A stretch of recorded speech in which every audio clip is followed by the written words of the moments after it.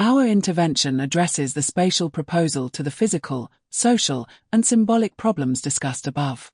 The proposal, through a 10-year plan, transforms the existing Queen Helena Tunnel into a 6.2 kilometers long healing space stretching from the east of Gaza City to the western shoreline. An accompanying book outlines the project's timeline in detail, breaking down each phase of the process, such as yearly estimates, excavation quantities, material reuse strategies, and the detailed spatial sequence. The route follows the natural topography of Gaza, where the ground is composed of sandstone, clay, and soil. Tracing the clay bed, the excavation process respects the landscape's geological layers, allowing the tunnel to emerge organically from its surroundings. The tunnel is rearticulated through 3 intertwined spiritual and spatial movements: excavation, transformation, and programming, punctuated by 12 2-meter diameter light wells. These vertical shafts bring in not just light and ventilation, but also smells, sounds, and materials from above, bridging the surface and subterranean worlds. Walking paths range from 2 to 6 meters in width, while workshops and program spaces expand up to 15 meters. A key fact to highlight is that rebuilding with soil, sand, and rubble in Gaza is both a forensic and environmental challenge. The UNEP estimates around 22.9 million tons of debris, containing hazardous materials like asbestos, heavy metals, and industrial chemicals, pose serious health risks, especially in enclosed tunnel environments with limited ventilation. Deep penetrating bombs such as the GBU-72 worsen this by collapsing underground structures and dispersing toxins, making it essential to conduct thorough testing, air and soil assessments, and remediation to transform these spaces from dangerous remnants of war into safe shelters throughout all phases.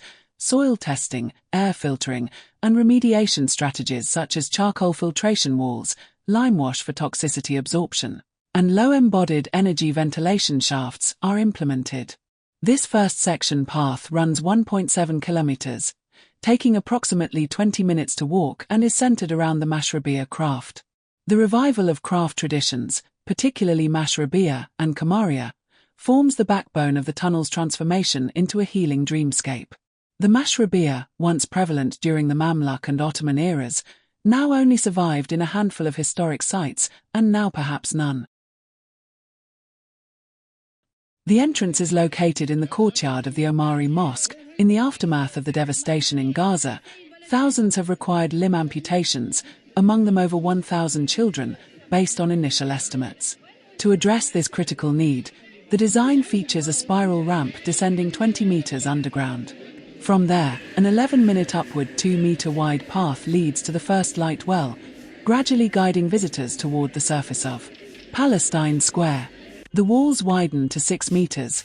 We are under Palestine Square. An upward path guides us closer to the surface. Delicate yet functional screens connect seamlessly with the urban fabric above. There we find the second entrance to the tunnel, where the structure through the stair ramp moves above ground. We are now in the middle of the square.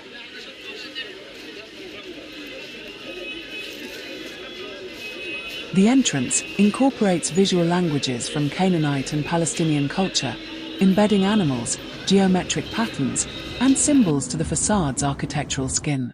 Often placed in graves to symbolize eternal life, the cypress tree is often invoked in poetry and folklore as a symbol of sadness and immortality. This layered symbolism is further deepened by the words of Mahmoud Darwish.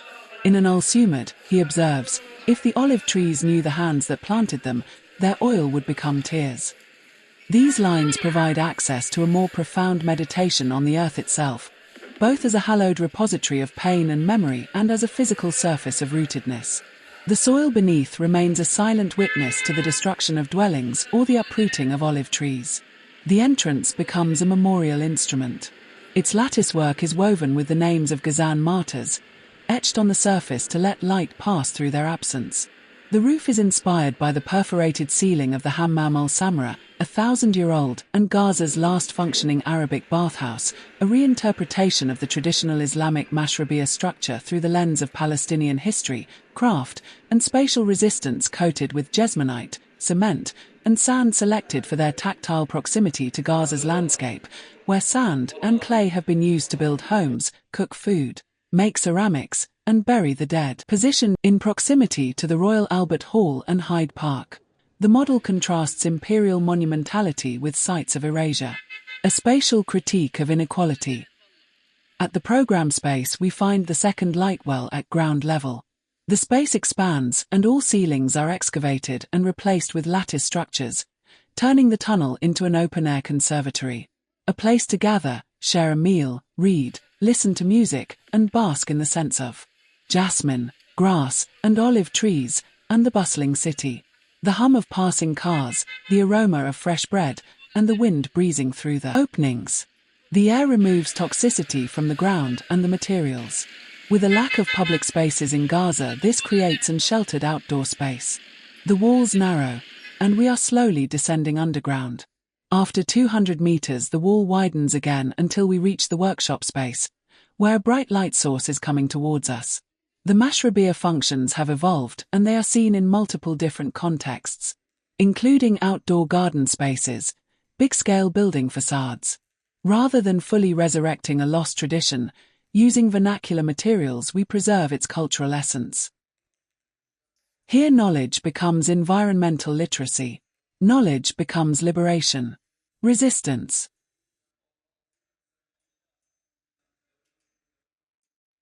Chapter 2 of 1.6 kilometers extends from the football court near Katyn Center, currently functioning as an encampment site with tents, to Shifa Hospital.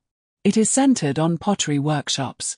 This section operates as both a museum and an artifact repository, preserving historic pottery while creating new pieces using concrete and excavated tunnel materials, repurposing the craft. The chapter is punctuated by 4 light wells, each one transforming the experience and its programmatic function. The space transforms into a narrower, more introspective path. An archive of memory and knowledge. We see the historical layers of the tunnel. Inscribed names and memories of martyrs into the walls and ancient, preserved, and newly created pottery. After a long walk, a pottery workshop forms the core of the chapter, punctuated by the 6th light well. Here, the traditional pottery method is reinterpreted using cement, sand, and debris materials sourced from the excavation and destruction. This reflects an adaptive reuse approach where remnants of the past are transformed into spatial meaning. Specifically, the original symbols and anatomy of the craft are woven into a new narrative through a process known as hypertufa, a simple technique rooted in cement, water, and sand that embraces what theorist Jorge Otero Pilos terms material memory. The idea that materials retain traces of the past and can embody cultural resilience. After the workshop, the program space is situated within proximity to Shifa Hospital. The site allows quick access for those suffering or recovering, reinforcing the hospital as not only a clinical but also a symbolic space in need of architectural and psychological rebuilding. Centered around a water well, serving as a drinking source, a workshop extension, and a meditative zone, this space is an example of healing architecture, where spatial design supports psychological restoration through rhythm, nature, and reflection. In this space we house workshops centered around physical and mental healing, cultural activities, and further artist and NGO-hosted events. We are at the 3rd exit and entry point at Shifa Hospital, approaching the longest chapter of the tunnel of 2.9 kilometers as it ascends from 15 meters below ground at Shifa Hospital to 7 meters along the Gazan shore, ending at Bab el-Bar. This chapter, illuminated by 5 light wells and adorned with Kamaria stained glass windows embedded along the sea-facing walls, becomes a passage of spiritual ascent and release. The initial 200-meter path from Shifa Hospital to the 8th light well is the darkest. Here silence becomes profound. The dimness amplifies sensory perception. Echoes deepen, footsteps soften. By the time the 11th light well is reached, the space opens into the Kamaria workshop, where glass is formed from local sand and encased cement frames. The Kamaria workshop rekindles the tradition of stained glass work once central to Gazan architecture. In the workshop, glass is fused with colored sands and fragments of rubble, reviving memory through material. Kamarias carry profound Islamic and eschatological symbolism, often linked to the afterlife and divine presence. Their colored light transforms the space into a sanctuary, saturated with hope. The program and workshop is rooted in the idea of crafting a space for one's own form of meditation or religious prayer. Craftsmen will guide the community in the creation of the stained glass frames, which will be integrated into the tunnel structure. The final chamber emerges, aligned with the shoreline. We hear the rhythm of the waves. It is quiet here, a sacred space for prayer and meditation, a place to honor those we've lost and feel their presence, a refuge for reflection, a moment to relax, release, and find solace. This moment marks not an end, but a release. Liberation is felt not as an escape, but as an awakening, a gentle unfolding between mourning and celebration, where memory is reconfigured as resistance and hope is reclaimed through space. Like Turrell's light wells, the Kamaria and Mashrabiyah do not use light functionally alone. They choreograph an emotional experience that makes space feel suspended, expanded, and sacred. They embody what Paul Emmons describes as architectural transcendence, where dynamic ceilings and openings influence mood and perception throughout the day. At the shoreline, Kamarias refract sea light into sacred geometries, where light becomes a witness, reassembling fragmented bodies and memories through spatial care. To pray is to manifest continuity of spirit, culture, and future, rooting this space not just in memory but in possibility.